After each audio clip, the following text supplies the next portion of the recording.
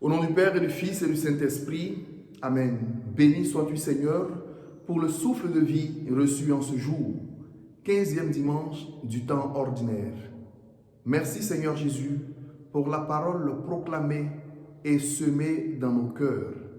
Donne-nous d'être des terres réceptives et fertiles selon ta volonté pour produire des fruits de bonté envers nos frères et sœurs et de fidélité envers toi, notre Créateur.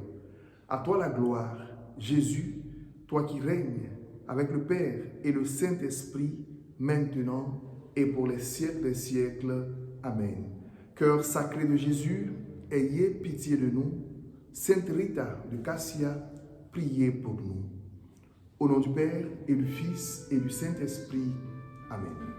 Bonjour à tous, chers frères et sœurs, et bon dimanche dans le nom du Seigneur. À vous tous, amis et connaissances, que Dieu vous bénisse. Nous célébrons aujourd'hui le 15e dimanche du temps ordinaire et la parole de Dieu nous renvoie à la parabole du semeur. Le semeur est sorti pour semer. Mais la terre, c'est la terre. Et qui en est le propriétaire? Oui, la terre est ce qu'elle est. Et la terre n'est pas responsable de ce qu'elle est. Quel est le péché de la terre quand on construit une route qui passe à côté d'elle et de ce fait, les gens la piétinent? Quel est le péché de cette terre qui contient beaucoup de granit ou de cailloux? Qu'a-t-elle fait pour recevoir toutes ces pierres? Les ronces sont de petits arbustes avec beaucoup d'épines et elles sont très envahissantes. Quelle est la responsabilité de la terre où poussent des ronces et qui empêchent la culture d'être productive? Quelle est la responsabilité de la terre si elle est bonne et fertile? Qu'a-t-elle fait pour être si bonne et fertile?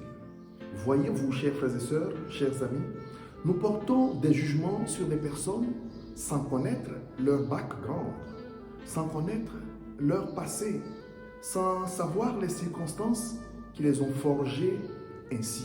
Évidemment, ne mettons pas tout le monde dans le même sac. Tout le monde n'est pas dans le même cas. Certains sont devenus ce qu'ils sont par leur propre responsabilité. C'est de leur fait, j'allais dire de leur faute, s'ils vivent certaines situations dans leur vie. Par contre, beaucoup sont ce qu'ils sont ou passent par des moments difficiles simplement par le concours de circonstances indépendantes de leur volonté. Tout le monde n'est pas donc logé à la même enseigne. Revenons à la terre dans cette parabole du semeur que le Seigneur Jésus-Christ nous donne en ce dimanche. Si la terre n'est pas responsable de ce qu'elle est, elle n'est pas responsable de son manque de profondeur, pas responsable des pierres qui jonchent cette terre, elle n'est pas responsable des ronces qui poussent sur cette terre, au moins la terre devrait se laisser travailler. La terre devrait se laisser cultiver. La terre devrait se laisser arroser, bêcher, retourner dans tous les sens. Et qui devrait faire cela? Eh bien, c'est le propriétaire de la terre. La terre, c'est la terre. Mais qui en est le propriétaire? Voici une parabole qui mérite très peu de commentaires, puisque Jésus lui-même nous en donne une explication assez claire. Il nous dit que nous sommes, vous et moi, chacune de ces terres. On pourrait aussi ajouter que nous ne sommes pas seulement chacune de ces terres, nous sommes aussi propriétaires de ces terres. Car la terre, c'est la terre, mais qui en est le propriétaire? Si la terre n'est pas responsable de ce qu'elle est, au moins elle devrait se laisser transformer, se laisser travailler par la volonté de Dieu. Car chaque matin, au réveil, le Seigneur nous renouvelle ses promesses, le Seigneur nous renouvelle sa parole. Quelle est notre disposition d'accueil de cette parole de Dieu?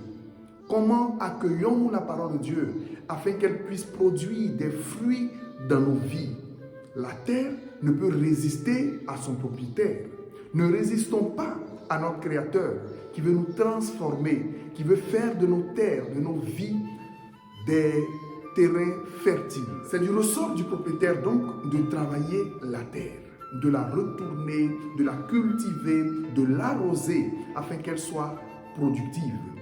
Dans ce sens, mes frères et sœurs, Si notre vie est comparable à cette terre, on n'est peut-être pas responsable de la difficulté, du fait que la terre est peu productive. C'est le travail du propriétaire de la terre d'enlever les ronces, d'enlever les pierres et de l'arroser. C'est son travail. Cher ami, mon frère, ma sœur, laisse-moi te dire ceci. Le royaume des cieux n'appartient pas aux pleurnichards. Cette vie n'appartient pas à ceux qui se lamentent sur leur sort. Peu importe la terre que tu sois, il te revient de la prendre en main. Il te revient de te prendre en main et d'accueillir la grâce que Dieu te donne afin de cultiver la terre de ta vie pour produire des fruits selon la volonté de Dieu. Le monde n'appartient pas aux pleurnichards qui se lamentent continuellement et incessamment sur leur vie.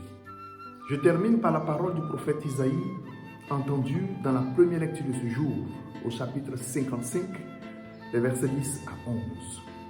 Ainsi parle le Seigneur.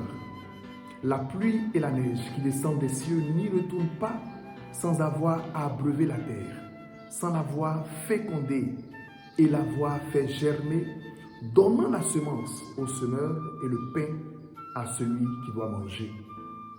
Ainsi ma parole qui sort de ma bouche ne me reviendra pas sans résultat, sans avoir fait ce qui me plaît, sans avoir accompli sa mission.